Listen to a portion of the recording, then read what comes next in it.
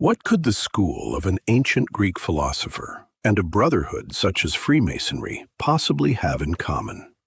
Well, we are about to discover that Epicurus's Garden and the Masonic Temple share common foundations that are much deeper than one might imagine. On the one hand, we have Epicurus, whom everyone associates with the pursuit of simple pleasures. On the other, we have the Freemasons, famous for their rituals, their secrecy, and their symbols. Yet there is an invisible thread that has bound them together for centuries. But what is this thread? Let's find out together. Let's put them side by side. The Garden was a veritable school of philosophy in Athens, a place where people studied and lived simply. The Temple, on the other hand, is the sacred space of a brotherhood, an initiatory journey. At first glance, these are two very different worlds, one aiming at happiness here and now, the other at spiritual improvement. But it is precisely in this distance that the most incredible similarities lie hidden. Let's start with the first point in common, which is perhaps the most important of all. The idea is that in order to really work on oneself, one must create a separate space, a kind of inner world, well separated from the chaos outside. There is a maxim by the poet Horace that fits perfectly. He lived well who lived hidden. But be careful. The point here is not to hide out of fear. No, the meaning is different. It is the need to have a protected space. Both the garden and the temple arise precisely from this need for a quiet place away from the noise of the world, where one can do deep work on oneself. So how does this sanctuary work in practice? Well, first of all, both are spaces separated from what is called the profane world. Not just anyone can enter. Access is selective, but not out of snobbery, but to ensure that everyone inside shares certain principles. And then, once inside, knowledge is not something you just read about in a book. You learn it through experience, through practice. In the end, they are true secular sanctuaries, designed for reflection and personal growth. But now let's get to the heart of the matter. Let's talk about the core of Epicurus's philosophy, the famous Tetrapharmakon. These are basically 4 remedies for the soul, and it is here that the similarities with the principles of Freemasonry become striking. Epicurus's first remedy was true liberation, freedom from superstition, from the fear of capricious and vengeful deities, a fear that at the time was a source of constant anxiety for people. And here the parallel becomes very clear. In the garden, one was freed from the fear of the gods in order to find serenity. In the temple, the concept of the great architect of the universe does more or less the same thing.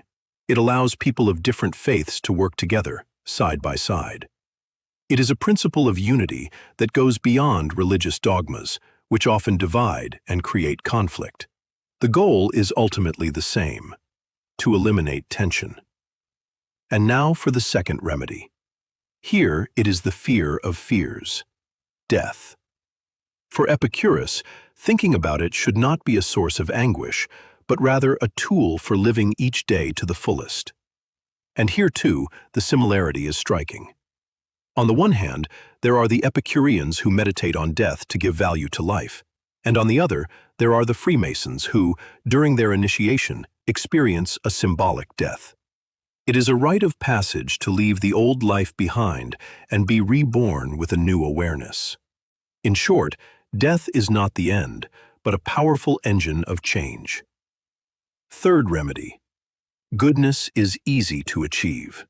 It seems strange, but for Epicurus, goodness, true pleasure, was not about accumulating things, money, or power. It was about purifying one's life, removing everything that causes us pain and anxiety. The gist of the argument is this: to feel good, to improve yourself, you must not add, but remove. For Epicureans, this meant eliminating physical pain and restlessness.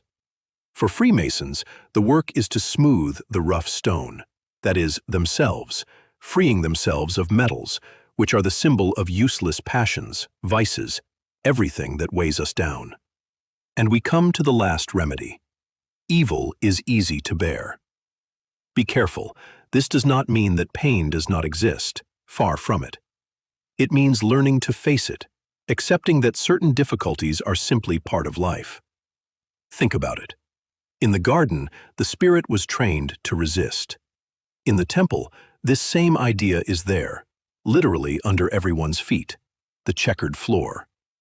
It is the perfect symbol of life, a constant journey balancing between black and white, light and shadow, joy and pain.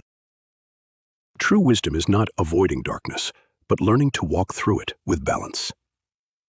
So much for principles and ideas, but the real question is, how was all this put into practice?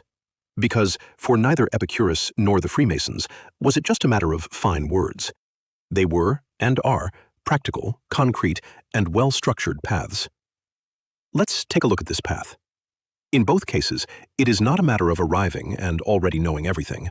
No, it is a journey in stages. It starts with the most difficult thing, knowing oneself. This is the work of the novice or apprentice. Then, little by little, one's gaze broadens to the world, the arts, and the sciences.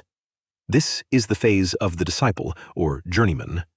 Only at the end, after a long journey, do you come to question the great mysteries of existence as a sage or master. And even the methods of learning, are very similar. In the garden, everyone read and discussed the letters written by Epicurus together. In lodges, members prepare and discuss tables, that is, works on symbolic or philosophical topics. The lesson is the same. Wisdom is not an enlightenment that comes to you alone, but something that is built together through talking and comparing ideas. And at this point, of course, the most important question of all arises. Where do all these similarities come from? Is it a direct historical influence, or is there something much, much deeper underneath? Of course, one might think, well, obviously, the founders of modern Freemasonry in the 18th century were educated people. They knew the classics, they had read Epicurus, and that makes sense. However, to tell the truth, historical sources do not provide us with evidence of a direct or documented link. So, if it is not a lineage, what is the real connection? And here's the point. The real connection is perhaps not historical. It is not a copy-paste across the centuries.